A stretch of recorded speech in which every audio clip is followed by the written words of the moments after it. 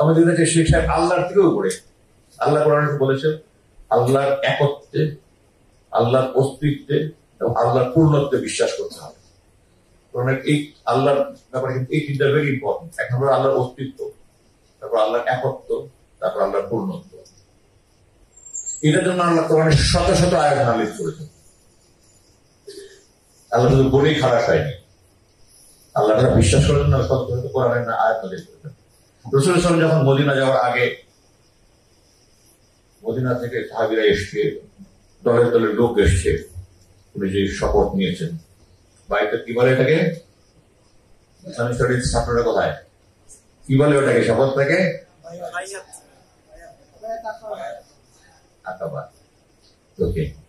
উনি কিন্তু ওখানে ছিল আমার যে কোনো ন্যায়সঙ্গত আদেশ পালন করবে। উনি কিন্তু বলেন আমার আদেশ অন্ধভাবে পালন করতে হবে। অন্ধ আনুগত্য ইসলাম কখনো বলে না। কিন্তু শেখ সাহেব বলেছে 3 মিলিয়ন, এটা প্রশ্ন করা যাবে না, কারণ আল্লাহর থেকে বেশি উপরে ওনার পাশে। এই 30 লাখ বলতে বলতে মিথ্যাটা তাকে গোয়েবলসের থিওরি অনুযায়ী টেলে লাই 100 টাইমস ট্রুথ, তারা এটাকে এস্টাবলিশ করে ফেলেছে। আমি এটা নিয়ে আমার প্রথম মুক্তি করে বলেছে, অনেকে আমাকে বলেছে আপনার প্রথমবারে না বললেও পারতেন। আমার সারা জীবন আমার কাছে এটা তারা করেছে যে কেন এটা 2,86,000 ছিল বলে আমি অফিসিয়ালি জেনেছি।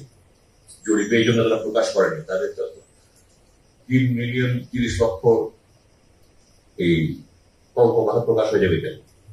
তো আমাদেরকে সত্য ইতিহাস জানতে হবে, আমাদের পড়তে হবে, আওয়ামী লীগের ইতিহাস জানতে হবে, এদেশের ইতিহাস জানতে হবে, এদেশে তার কি ভূমিকা ছিল এগুলো জানতে হবে।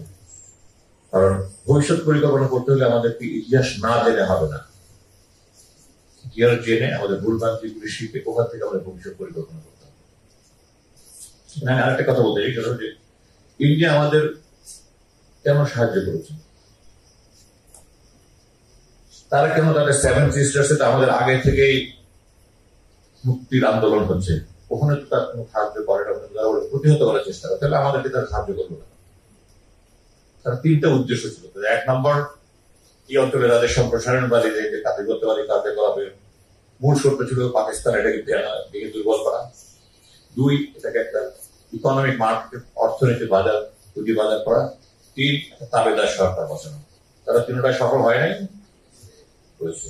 আমরা জানি না, আমরা হুজুরি জানি, আমরা লাফিয়েছি। আমাদের পূর্ব, আমাদের জেনারেশন, আমাদের পরের জেনারেশন কোন সুযোগ সত্য জানতে চায়নি, নেভার চ্যালেঞ্জ, যাকে কি বলেছে না বলেছেন চ্যালেঞ্জ করেনি, হয়ে গেছে। তো তারা আমাদের কোনোদিন বন্ধু ছিল না। 1905 সালে বঙ্গভঙ্গ তারা চায়নি, আমাদের উন্নতির জন্য ভঙ্গ করতে দিতে চায়নি, এবং বঙ্গভঙ্গ রদ করেছে 6 বছর পরে। এই দেশের সাধারণ মানুষ কিন্তু ভারতের বন্ধু মনে করে না। আমার এই বন্ধু জীবনে যারা আমার রুমে ডিউটি করতো, প্রায় 500 জন আমি 8 বছরে লিখেছি। কিছুদিন পর আমি 2-1 জন বেচারে সবাইকে জিজ্ঞাসা করেছি যে আপনি কি ভারতের বন্ধু মনে করেন? একটা ব্যক্তি বলেনি। 20 বছর থেকে 40 বছর বয়সী একজনও বলেনি। এখানে কি আছে ভারতীয় বন্ধু মনে করেন? আপনি পরিবার আত্মীয় স্বজনে কি আছে ভারতীয় বন্ধু মনে করেন? আমরা কোনদিন তার আমাদের বন্ধু ছিল না, কথা খেয়াল রাখতে হবে, এবং আমাদের জেনে আমাদেরকে পরিকল্পনা করে আগাতে হবে। ব্রিটিশরা আমাদেরকে 200 বছর শাসন করেছে ডিভাইড এন্ড রুল করে। ভারত তাদের এখানে যে এজেন্ট, তাদের মাধ্যমে আমাদের ডিভাইড এন্ড রুল করেছে। তাদের পক্ষে শক্তি বিপক্ষী শক্তি বলে। যে ছেলের বয়স 10 বছর, 11 বছর, 12 বছর, সে কি করে বিপক্ষী শক্তি হয়? আমার বয়স 71 সালে 12 বছর বয়স, আমি তো যুদ্ধ কিছুই বুঝি। তো তার মানে যার বয়স আমার বয়স বা তার থেকে কম, সবাই এই দেশের নাগরিক, এই দেশের পক্ষে। তাহলে কেন আমার থেকে বয়স বেশি এই দেশের শতকরা কতজন আছে? 5 জন শতকরা।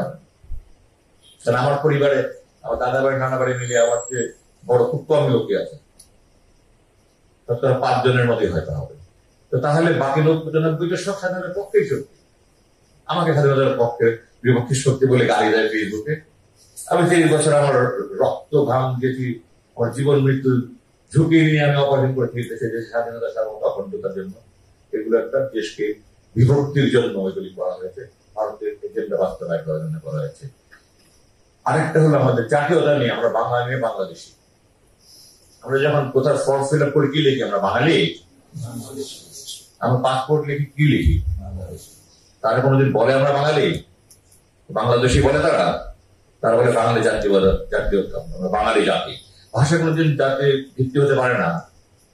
তাহলে তো New Zealand, Australia, England, Canada, USA সব এক জাতি হতো। ইন্দোনেশিয়া, মালয়েশিয়া 2 দেশ হলো কেন? একই ভাষা বলে। ভারত তো তাহলে ভেঙে 12টা দেশ হওয়ার কথা, 13টা দেশ হওয়ার কথা। কারণ একটু বিহারি বলে, কেউ তামিল বলে, কেউ পাঞ্জাবি বলে। পশ্চিম পাঞ্জাব পাকিস্তানে, পূর্ব পাঞ্জাব ভারতে, এই 2টা মিলে তাহলে একটা দেশ হলো না কেন? ভাষার মধ্যে জাতীয়তার ভিত্তি হতে পারে। আমরা ভাষাভাষী হিসেবে আমাদের ভাষা বাংলা, আমরা জাতিগত ভাবে বাংলাদেশ, দেশীয় আমাদের, আর আমাদের নাগরিকত্ব বাংলাদেশ, জাতিগত ভাবে আমরা মুসলিম। কারণ কোরআনে আছে মিল্লাত আবিকুম ইব্রাহিম, তোমার জাতির পিতা ইব্রাহিম। আর তারা তো ইব্রাহিমকে জাতির পিতা মানে না। তাহলে যারা জাতির পিতা আল্লাহ যাকে বলেছে মানে না, অন্য জনকে জাতির পিতা মানে, তারা কি মুসলমান নাকি? I am all my doubts. যারা আল্লাহর আদেশ অমান্য করে আরেকজনকে জাতির জনক মানে, তারা কি করে মুসলমান হয়? আমাদের এখন আগের দিকে তাকাতে হবে, লুক ফরওয়ার্ড। আমাদেরকে সোল সার্চিং করতে হবে, ইন্ট্রোস্পেকশন, নিজেকে আগে জানতে হবে, আমাদের ইতিহাস জানতে হবে। ইতিহাস জেনে আমাদের ভবিষ্যতে কি করণীয়, এগুলোর জন্য আমাদের পরিকল্পনা করতে হবে। এবং এর মধ্যে আমি আমার মূল্যায়নে কিছু আমাদের ভেরি ইম্পর্টেন্ট এই মুহূর্তে, সেটা ন্যাশনাল সিকিউরিটি কাউন্সিল করে ন্যাশনাল সিকিউরিটি পলিসি। এইটা আমাদের সবচেয়ে বড় ইম্পর্টেন্ট। ভারতের বিরুদ্ধে আমাদের যে রুখে দাঁড়াতে হয়, সবচেয়ে গুরুত্বপূর্ণ। এবং সিকিউরিটি মানে আমরা মনে করি military security, it's only a part of security. আমাদের ইনফরমেশন সিকিউরিটি, আমাদের গণমাধ্যমের বিশাল অংশ কিন্তু ভারতের দালালি। আমাদের ইনফরমেশন সিকিউরিটি, ইনফরমেশন পলিসি নাই। আমাদের ইকোনমিক সিকিউরিটি, আমাদের পণ্যের বাজার ভারতের মালামালের সয়লাভ আছে। আমাদের সোশ্যাল সিকিউরিটি, আমাদের economic security, military is only part of security.